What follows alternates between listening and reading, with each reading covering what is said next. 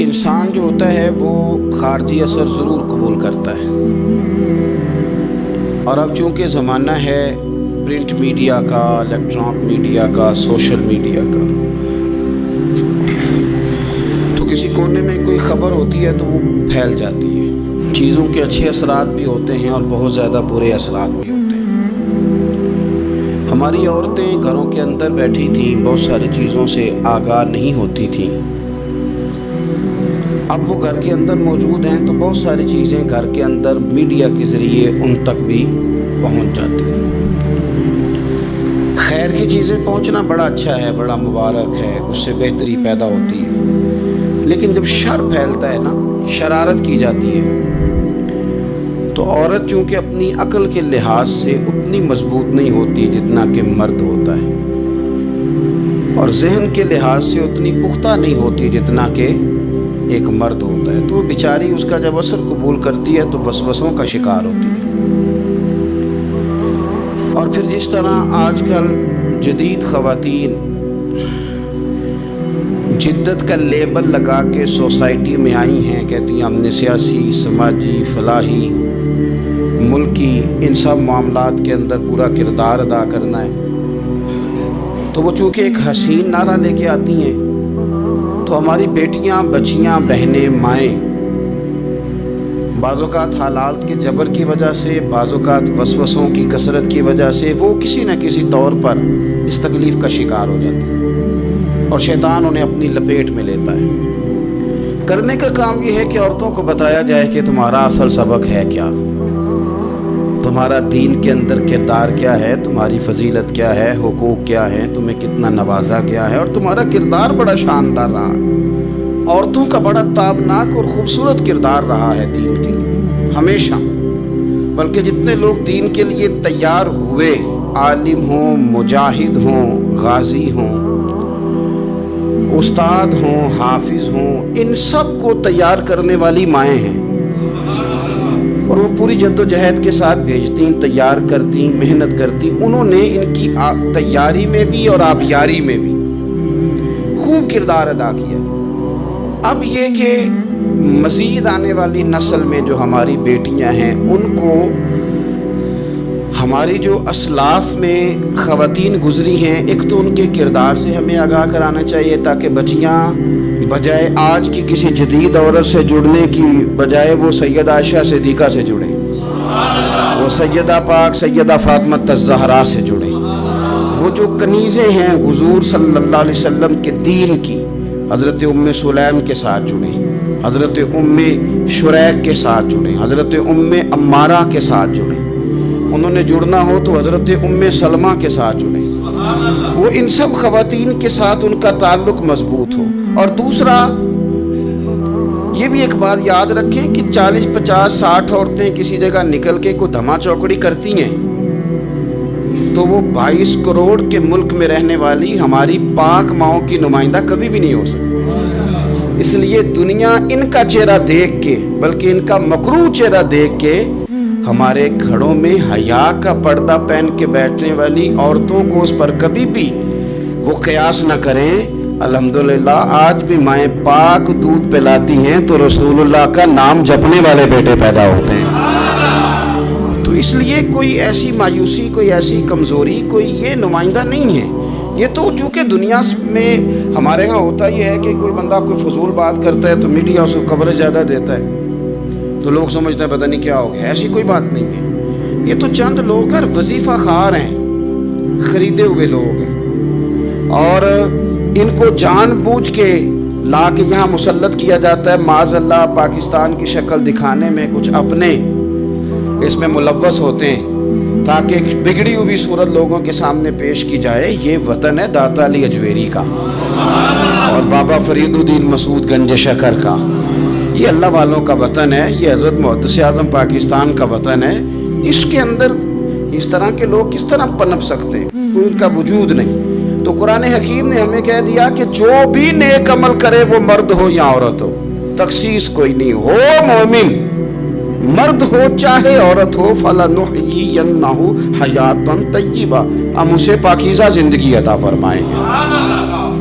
اللہ کے پیارے رسول صلی اللہ تعالی علیہ وسلم نے ارشاد فرمایا، حضور علیہ الصلوۃ والسلام ارشاد فرماتے ہیں کہ مختصر سی بات ہے مسند امام احمد بن حنبل میں، انسان کے لیے جنت میں چلے جانا نا بہت بڑی کامیابی ہے۔ کیوں؟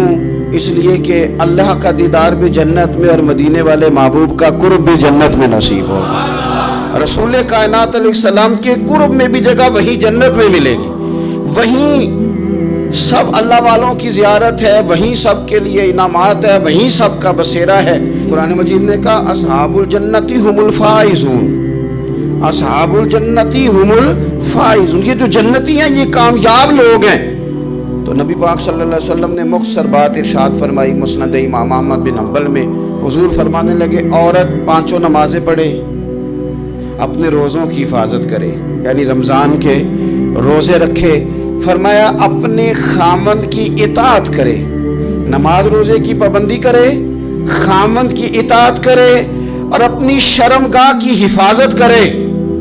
تو حضور فرماتے ہیں پھر قیامت والے دن نا اس کے لیے جنت کھول دی جائے گی، وہ جس دروازے سے چاہے جنت میں داخل ہو جائے۔ پھر کھول دیا اللہ تعالیٰ نے اس کے لیے۔ 2 ہی باتیں، ایک یہ کہ نماز روزے کا خیال کرے، خامد کی اطاعت کرے، شرمگاہ کی حفاظت کرے، تو جنت کے جس دروازے سے وہ چاہے گی نا اس کو داخلہ دے دیا جائے گا۔ تو عورتوں نے بڑے مضبوط ایمان کا مظاہرہ کیا ہے، مضبوط ایمان کا۔ پہلی مثال دیتا ہوں جناب ہاجرہ کی۔ حضرت ہاجرہ رضی اللہ تعالی عنہا حضرت اسماعیل علیہ السلام کی والدہ ہیں، جناب ابراہیم خلیل اللہ علیہ السلام کی اہلیہ ہیں۔ میں نے پہلے بھی ایک دفعہ کہا تھا، پھر کہتا ہوں کہ آج کل نا کاکروچ دیکھ کے، چھپکلی دیکھ کے چیخ مارتا ہوں، یہ خوف نہیں، یہ فیشن ہے۔ اسے پتہ چلتا ہے کہ یہ برگر فیملی ہے، اسے پتہ چلتا ہے یہ امیر لوگ ہیں، یعنی کاکروچ کھا جاتا ہے کہ چھپکلی کھا جاتی ہے، لیکن یہ نا جی وہ جی ہمارا بچہ چیخ مارتا ہے اس کو دیکھ کے، کیا مطلب ہے بڑا پڑھا لکھا جی، بڑی سوبر فیملی۔ یہ پڑھے لکھے نہیں، یہ بزدل ہونے کی علامت، کمزور پڑنا، ڈرنا، خوف کھانا، اللہ تبارک و تعالیٰ پر ایمان رکھتے ہوئے توکل میں کمزوری کرنا، معاذ اللہ۔ مسلمان کا تو یہ نظریہ نہیں نہ ہوتا، اور مسلمان عورتوں کا ہر وقت رونا کہ نصیب پتہ نہیں کیسے ہوں گے، پتہ نہیں کیا بنے گا، میرا تو کچھ بن ہی نہیں رہا۔ جب بات کرنا رو کے کرنا، جب سنانا دکھ ہی سنانا۔ یہی حال ماں کا ہے، یہی بہن کا ہے، یہی بیٹی کا ہے، الا ماشاءاللہ کچھ اچھی بھی ہے۔ تو اس قدر زیادہ کمزور نظریات مسلمان عورتوں کے نہیں ہوتے۔ اور پھر ساری زندگی اگر یاد کرنا ہے تو دکھ یاد کرنا ہے، سکھ نہیں یاد کرنا۔ زندگی کے اندر جہاں کسی جگہ آزمائش آئی اس کا ذکر روز کرنا ہے، اور جو آسانی آئی ان کو بھول جانا ہے۔ حضرت ہاجرہ کو جناب ابراہیم خلیل اللہ علیہ السلام چھوٹا سا بیٹا دے کے وادی غیر ذی زرعین میں چھوڑ آئے، اتنی سی کھجوریں، ایک مشکیزہ پانی کا۔ اس خاتون کو وہاں کھڑا کیا، دور دور تک آبادی کوئی نہیں، جنگل کا سما ہے، پرندے تک آ کے نہیں چہکتے، کوئی چیز نہیں دنیا کی، لیکن ایمان اس کو کہتے ہیں، طاقت اس کو کہتے ہیں، کلمہ پڑھنے کے بعد کھڑا رہنا اور اپنے توکل کو مضبوط رکھنا اس کو کہتے ہیں۔ حضرت ابراہیم واپس لوٹ رہے تھے تو جناب ہاجرہ نے ایک سوال پوچھا، بس ایک۔ جناب ہاجرہ عرض کرتی ہیں اللہ کے خلیل، یہ اپنی مرضی سے چھوڑ کے جا رہے ہو کہ رب کا حکم ہے؟ میرے مالک کی میرے بارے میں یہی فیصلہ ہے، یہی رضا ہے، یا آپ اپنی مرضی سے چھوڑ کے جا رہے ہیں؟ تو جناب خلیل علیہ السلام فرمانے لگے ہاجرہ نہیں، یہ رب کا فیصلہ ہے، یہ اللہ کی رضا ہے۔ تو آپ کو بخاری میں یہ لفظ ملیں گے، جناب ہاجرہ کہنے لگی پھر آپ فکر نہ کریں، اگر رب کا یہ حکم ہے تو پھر میرا رب ہمیں کبھی بھی ضائع نہیں کرے گا۔ یہ مضبوطی ایمان کی، یہ مضبوطی، رب پھر ہمیں کبھی ضائع۔ او میرے ملت کی بیٹیوں اور بہنوں، ساری امیدیں خامن سے کیوں لگاتی ہو؟ ساری امیدیں بیٹے اور بھائی سے کیوں لگاتی ہو؟ ساری امیدیں دنیا سے کیوں لگاتی ہو؟ اس طرح کرو، اپنی ساری امیدیں اپنے رب کے ساتھ وابستہ کرو، رب کی رضا پہ، رب کے فیصلوں پہ راضی رہنا سیکھو۔ اگر تم یہاں ٹھہر گئی نا تو تمہارے پھر آنسو بہیں گے ضرور پر اللہ کی بارگاہ میں، پھر تمہاری دعائیں کے لیے ہاتھ اٹھیں گے ضرور پر اس کا کرم طلب کر، پھر کمزور باتیں نہیں کرو۔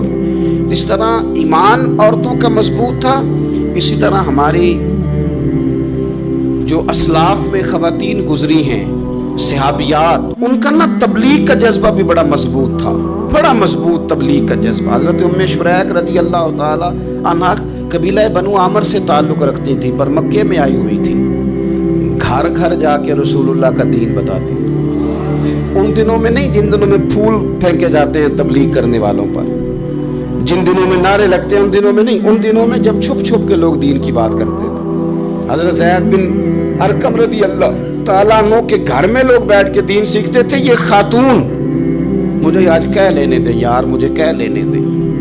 ووٹوں کی ضرورت ہو تو عورتیں گھر گھر چلی جاتی ہیں، ایک سیٹ کی ضرورت ہو تو بیویوں کو گھر گھر بھیج لیا جاتا ہے.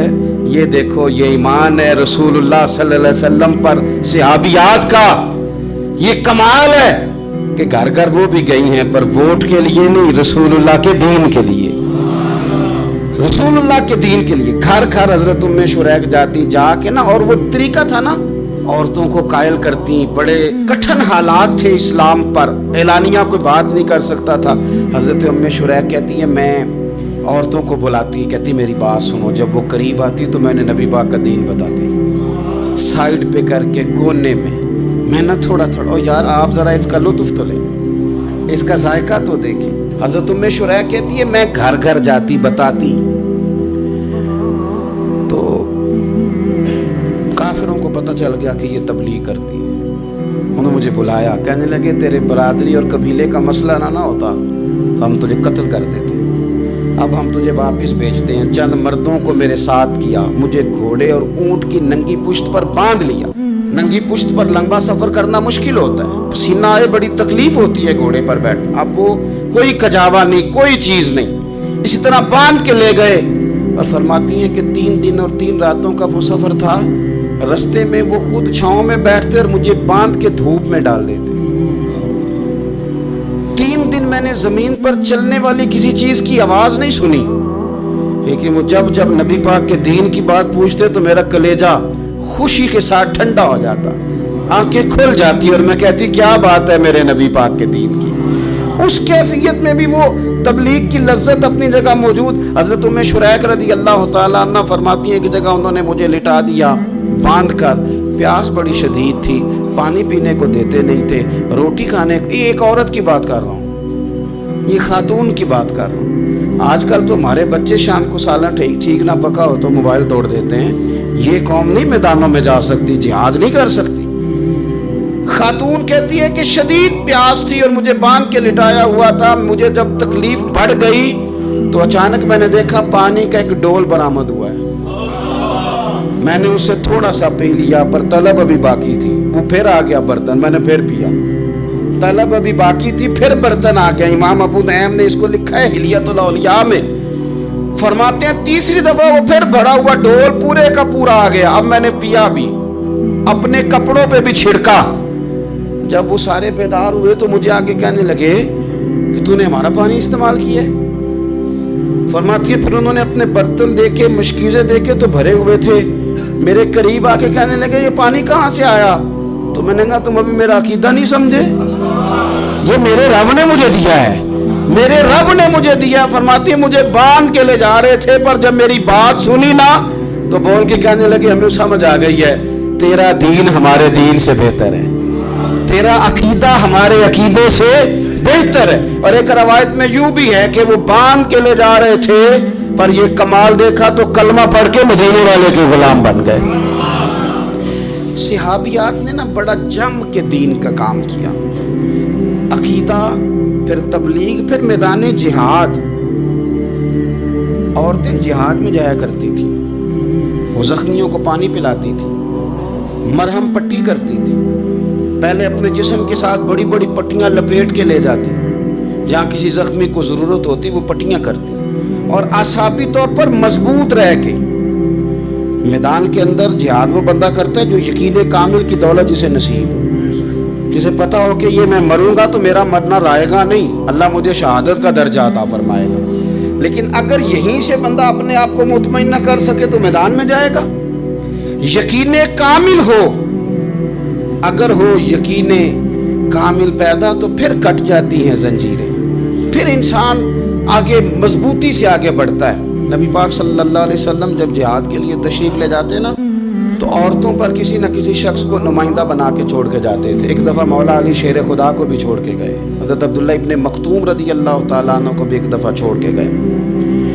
ایک موقع پر نا حضور نے عورتوں کو ایک جگہ پہ چھوڑا پیچھے، تو وہ قلعہ تھا حضرت حسان بن ثابت رضی اللہ تعالیٰ عنہ، بڑا مضبوط قلعہ تھا۔ اس قلعے کے اندر خواتین ساری محفوظ کر کے ان کو وہاں بٹھا دیا گیا۔ حضور جہاد کے لیے چلے گئے۔ اب وہاں قلعے میں عورتوں کو اس لیے رکھا گیا تھا کہ یہاں یہودی بھی ہیں، تو ایسا نہ ہو کہ ہم باہر لڑیں تو وہ اندر سے کوئی شرارت کر دیں، لہٰذا عورتیں محفوظ رہیں۔ حضرت حسان بن ثابت رضی اللہ تعالیٰ عنہ کی ڈیوٹی تھی تلوار لے کے حفاظت کرنے کی، تو ایک یہودی آ گیا، وہ اب ٹو کرنے لگا، تجسس کرنے لگا کہ یہاں عورتیں ہیں تو کوئی مرد بھی ہے کہ نہیں، دائیں بائیں دیکھنے لگا۔ حضرت صفیہ رضی اللہ تعالیٰ عنہ نے توجہ کی، جناب حسان بن ثابت سے کہنے لے 1 منٹ لگا اس کی گردن مار دے، ایسا نہ ہو کہ یہ جا کے بتا دے، گردن اڑا دے۔ حضرت حسان بن ثابت ذرا تھوڑی کوشش کرنے لگے، ارادہ کرنے لگے، آگے بڑھنے لگے، تو ابھی وہ تیاری میں ہی تھے تو حضرت صفیہ رضی اللہ تعالیٰ عنہ خود نکلی، پیچھے سے ہو کے ذرا سا ایک ستون کے پیچھے چھپی، ہاتھ میں بڑا سا ڈنڈا پکڑا، وہ آپ کے قریب سے گزرنے لگا۔ تو یہ خاتون کی بات کر رہا ہوں، خاتون کی، کسی مرد کی ضرورت ہے عورت کو تنگ کر جائے؟ شرط یہ ہے کہ عورت کے اندر بھی تو غیرت ایمانی ہونا، اس کے اندر بھی تو وہ قوت ہونا، ایسا نہ ہو کہ وہ کمزور پڑ جائے۔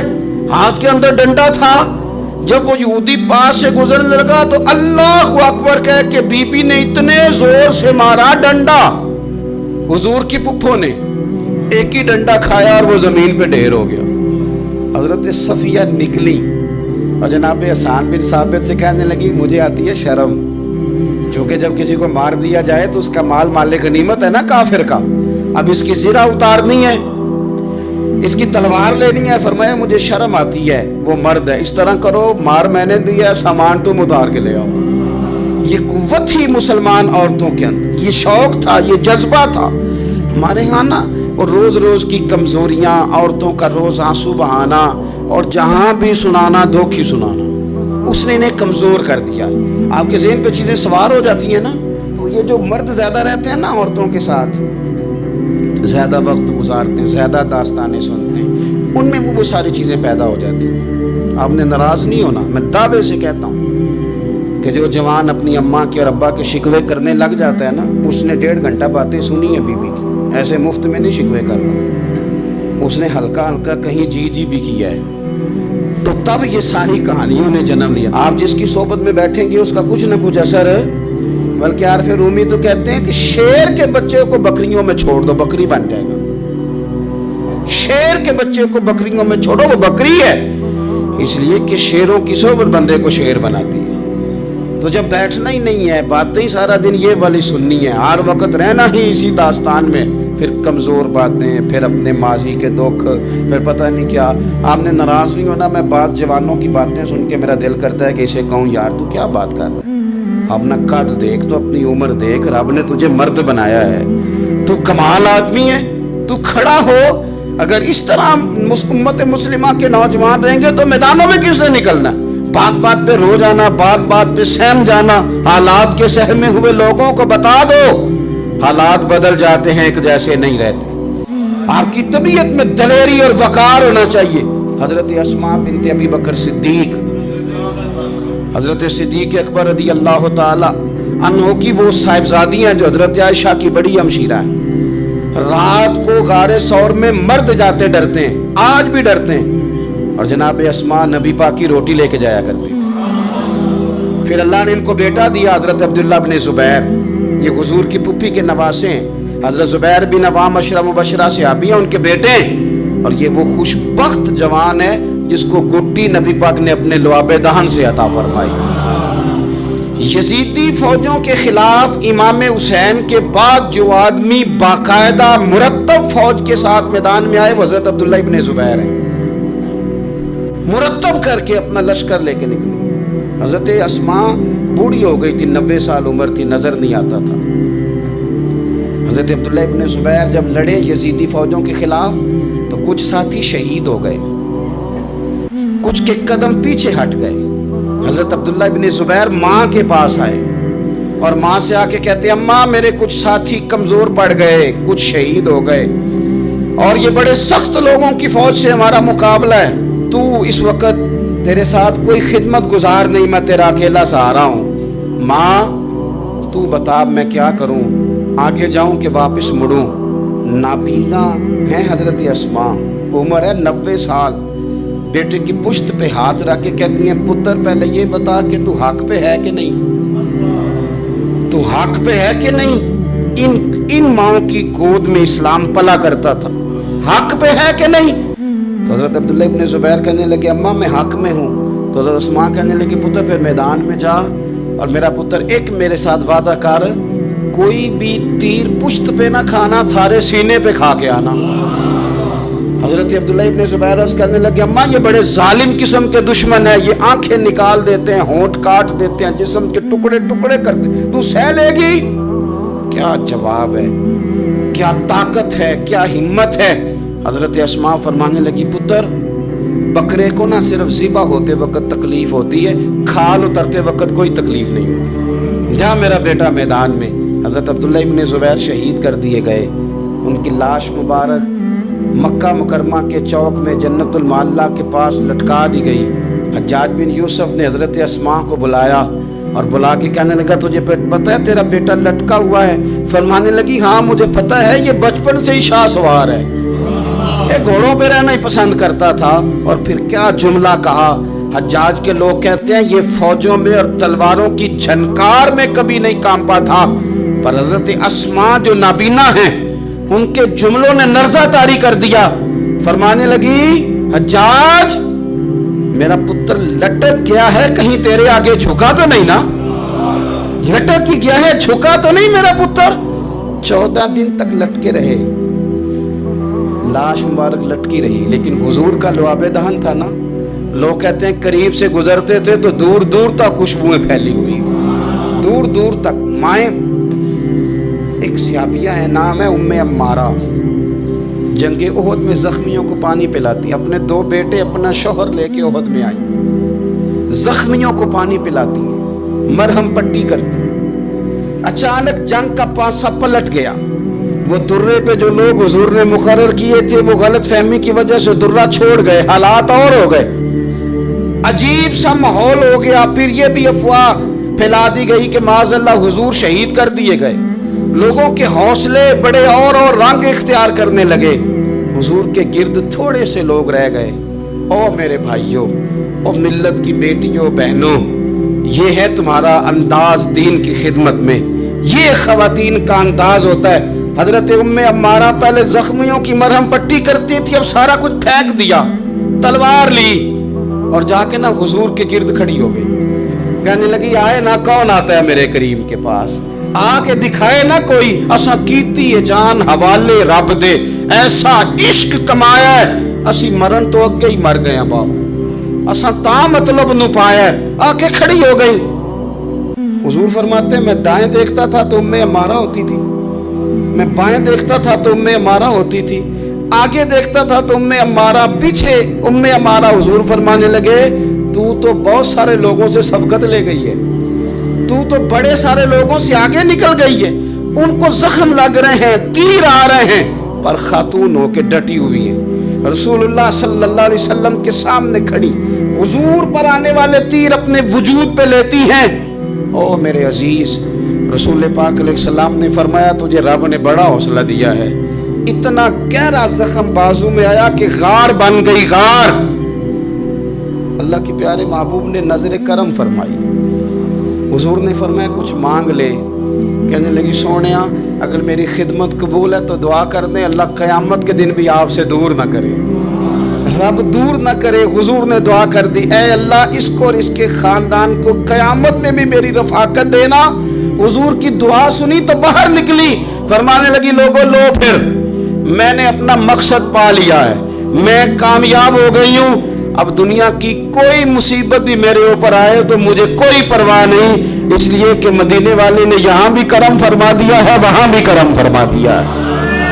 یہ طاقتیں تھیں ان خواتین کی۔ ایک تابعی بزرگ تھے حضرت ابو عبد الرحمن فروغ، صاحب تاریخ بغداد نے لکھا ہے وہ جہاد پہ چلے گئے، 30,000 دینار اپنی بیوی کو جاتے دفعہ دے گئے، کہنے لگے لو پاس رکھ لو، اور بیٹا بھی ماں کی گود میں ہی تھا، کچھ نے لکھا پیدا ہو چکے تھے، کچھ کا کہنا ہے کہ ان کے جانے کے 1-2 ماہ بعد بیٹے کی ولادت ہوئی، اور بیٹے کا نام کیا ہے؟ ربیعہ بن ابو عبد الرحمن، اور یہ بیٹے وہ ہیں جو حضرت امام مالک جیسے لوگوں کے استاد ہیں، حضرت حسن بصری جیسے لوگوں نے ان سے پڑھا، خود جہاد پہ چلے گئے۔ آج تو فوجیوں کی نوکری ہے نا جی، ان کا یہ نظام ہے کہ وہ جاتے ہیں، انہیں تنخواہ ملتی ہے، چھٹی پہ آتے ہیں۔ اس زمانے میں یہ تھا کہ مال غنیمت سے حصہ ملتا تھا، اور فتوحات کا یہ طریقہ تھا کہ یہ علاقہ فتح ہوا تو آگے چلے گئے، وہ فتح ہوا تو آگے چلے گئے، وہ فتح ہوا تو آگے چلے گئے، کسی نے لوٹنا ہے تو پابندی نہیں تھی، لوٹ سکتا ہے۔ کچھ لوگ جہاد میں ہی رہتے تھے۔ حضرت ابو عبد الرحمن فروغ 27 سال جہاد میں رہے، 27 سال۔ یہاں تو خاوند باہر ہو تو بہت ساری عورتیں کہہ دیتی ہیں کہ تیرے ابے نے تو صرف پیسے کمائے، مصیبتیں تو ساری میں نے دیکھی۔ معاذ اللہ، بعض جگہ، سب نہیں لیکن بعض جگہ کہہ دیتی ہیں کہ وقت تے سارے میں کیتے۔ 27 سال شوہر چلا گیا، واپس ہی نہیں آیا، 30,000 دینار دے کے چلے گئے۔